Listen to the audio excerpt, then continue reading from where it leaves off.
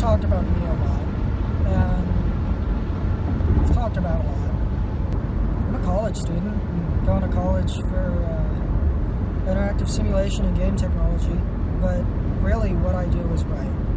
Yes, I'm going to college for a different degree. I don't think the creative writing degree is all that helpful or resourceful. I think publishing is a crapshoot, and you either make it or you don't. And I'm going to make it. I'm going to keep going until I do. I'm persistent. But you have to have another source of income. Right now, for me, that's Uber and Lyft and college. And college, I'm going to go into game design, going to learn programming. But I'm hoping that when I get into game design, that I'll work my way up to the storytelling aspect, that I'll get to start writing stories for video games. I have some independent projects that I want to work on. Like, I have this silly idea for a My Little Pony RPG. Yeah, I'm a brony, but no, I have fun with it. I have an idea for that. I help my friend, my co-writer, I call him, David, who wants to be a director. He likes to work on DC stuff, and I help him working with that. We're trying to work out the logistics. I don't think we're going to make any income on that. If anything, we'll do Patreon for his Batman stuff. But it's going to be a fan series, and it's going to be on YouTube or on a website. And I don't think it'll be a source of income, because I don't think DC will allow us to make it a source of income. But I'm passionate enough about these projects, and he is too, that we are going to eventually make them.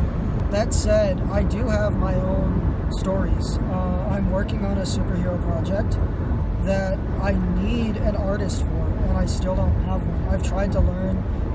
I get lazy, and it's a lot of work to learn to draw, and I'm just not confident in my abilities to draw. I'd rather find someone else to draw for me. My girlfriend is going to do it. Probably not anymore. Kind of need an artist for that. I like the motion comics like Madefire. Madefire is a good platform for comics these days. I'd love to publish my comic on Madefire. But right now, it's just in novel format. I hate writing scripts. I'm sorry, I really do. Scripts are great, but writing panel scripts and panel by panel, that's a lot. Like, I want to say that in order to write a panel script, you have to be an artist and know how to draw, so you know what you're visualizing, at which point I could just draw my own comic. I don't have the skill to draw. I'm not thinking about panel by panel what it's going to look like. I'm picturing it like a story. I'm picturing it like a storybook, so scripts get hard. And then, I did want to be a writer-director, so I would end up writing scripts for, movies, but honestly, the way I see it, I'm the novelist and David's the director. I love old literature. I love storytelling. I love Edgar Allan Poe. I haven't read a lot of him. I need to. I haven't. I love Shakespeare. I've read a little bit of Shakespeare. I love Lovecraft. Want to go read The Count of Monte Cristo. I haven't. I love old literature. I'm a literaphile. David is a cinemaphile. David knows everything there is to know about the history of cinema. He loves it to death. He loves cameras. He loves film. He loves footage. He loves the typewriter. But me, I like my books.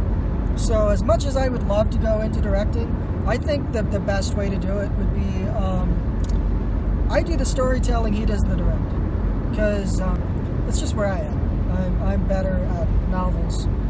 I'm better at stories. Scripts, I don't like script. But I am working on a superhero thing. And I'm not going to name drop it just because. But I've been working on it for years. And then I've got this entire fantasy world that I write. That, oh man, I've written more history than I have story. It's in depth. And I kind of want to sell it to Wizards one day. Wizards of the Coast. Don't know how to do that. But I'd love to write D&D modules, like actual gaming modules, like D20. I'd have to write it in 5th edition, but personally I do 3.5. 5th edition is fun. 5th edition is is if you haven't played D&D and you want to learn 5th edition. It is simplified, mainstream, and mainstream isn't bad. Mainstream is great if you want to learn. Once you've learned 5th edition, come talk to me about 3.5 because I like it better. But I know 5, and 5 is a good system, and I do play Adventure, and it is fun. I just like 3.5 because I learned on it and I grew up on it. And there are just certain customizable things that are gone with simplification that I like. 4th, don't do 4th. Almost anyone will agree with me. Some people like it. Almost anyone will agree with me. 4th edition sucks. Some people like AD&D. Some people like 3.5. Some people like Pathfinder. Some people like 5th. Pathfinder is really 3.5. What happened is the creators of 3.5 created Pathfinder as like a competitor to make more money. And I don't know if they left the company or got fired or what, but Pathfinder became its own company and stuck with the rules of 3.5, but became a competitor of D&D. D&D moved on, and Pathfinder stayed in 3.5. So, technically, Pathfinder is D&D 3.5. And I use both sets of books, and I use a homebrew, which is, I change things around. I use a mix of both.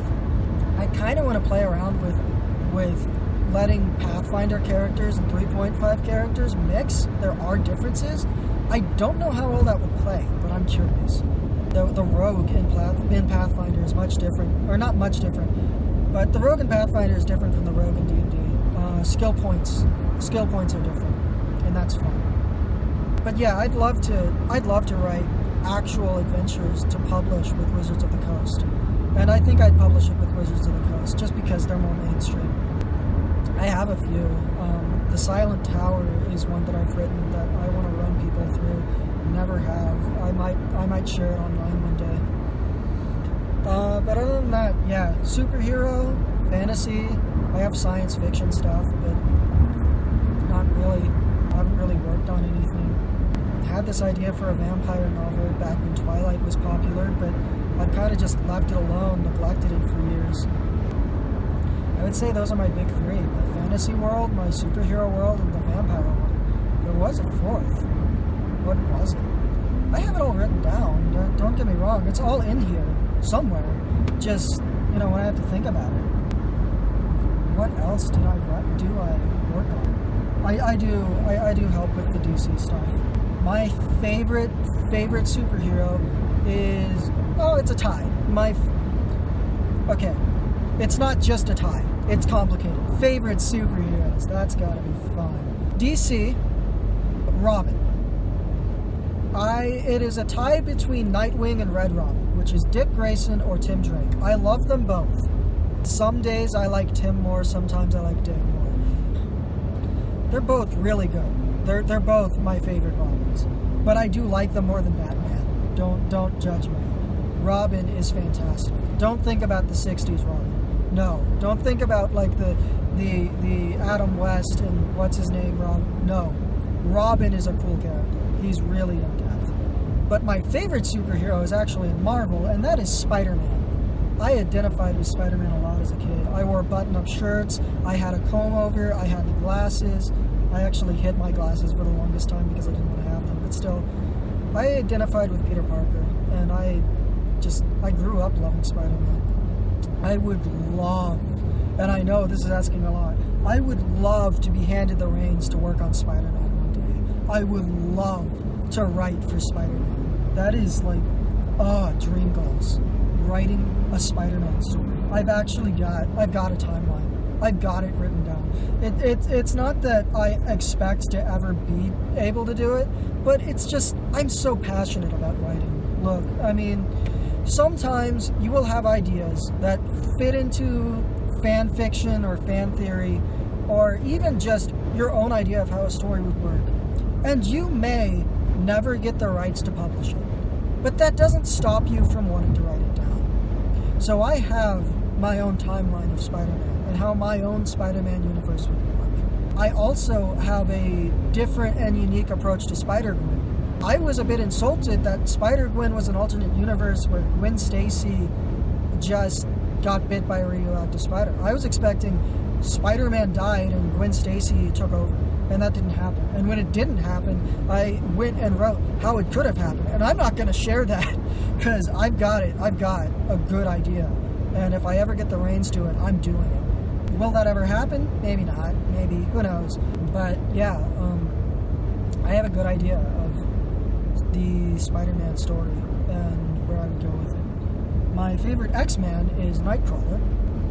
Superman's pretty cool. I used to hate on him, but David used to hate on him, fell in love with him, and David introduced me to Smallville, and I joined his Smallville cult. I know it's not a real cult, but God, Lex Luthor in Smallville is amazing, and Smallville itself is amazing. It hasn't aged well, but if you watch it before you watch the Arrowverse, it's good. Arrowverse, I've lost interest in. I got to like season 2 or 3 of The Flash, and I lost interest. More so, I was interested, and then somebody made the comment online in a review that the Arrowverse is just a soap opera for superhero fans, and I stopped and looked at it all, and it just kind of, I could see it, and it turned me off. It really did. It turned me off from the Arrowverse. But Smallville got me to like Superman. I like the aspects of Superman, of him trying to be a normal human being. And yeah, he is overpowered, but if you get a good writer on Superman, it's a good story to write. And Lex Luthor is probably my favorite villain of all time. I think even more so than the Joker or Venom or the Green Goblin, who are all some of my top picks. Lex Luthor, I like Lex Luthor because in his mind, in the best stories, as far as I'm concerned, I have 2 rules about Lex Luthor. 1, that Lex Luthor does not admit he's a villain. And 2, that in any universe where Superman exists, Lex Luthor is a villain. And in a universe where Superman doesn't exist, Lex Luthor might be a good guy. But Lex Luthor is the epitome of William Shakespeare's tragic hero. Lex Luthor, I think, honestly might put Julius Caesar to shame. Because from what I've seen in Smallville and from all of the good representations I've seen in Lex Luthor, it is this guy trying to do the right thing and trying to be a philanthropist for the moral good of society. And Superman comes along and Superman's this great guy, but Lex Luthor just doesn't buy into it. And for whatever reason, whatever Lex Luthor's philosophy is, he is, you know what, I'm going to go as far as to say is Lex Luthor would make the perfect Buddhist villain. No, I take that back. Buddhism, maybe not. But Lex Luthor is the perfect evil philosopher. He has a philosophy of how the world works, and he believes that he's doing the right thing, and that Superman needs to die, or needs to be defeated. He thinks that people lean on him or depend on him way too much, and that's a problem. Do I agree morally with Lex Luthor? No. But I can write a good case for it. Maybe I won't just do car blogs. Maybe I'll start doing fan theory and write a case for the sanity of Lex Luthor. Ooh, that'd be fun. Because there's another one I wanted to do too. Yeah, I wanted to write a theory. I have this really fun Dragon Ball Z theory too that I could do a case on, which is in Dragon Ball Super. I have this theory, and it's just a theory. I have this theory that so far in Dragon Ball Super, nobody has become stronger than Kid Buu. Kid Buu is still the bar, and nobody has surpassed him yet. And I have a lot of ideas as to why. But the way I saw it, Super Saiyan 3 was the epitome in Dragon Ball. See, I'm going off on tangents again. That's the name of the game. But yeah, Super Saiyan 3 was like the epitome, and they were breaking the universe when they powered up. And then Super Saiyan Blue came along, and they explained it well.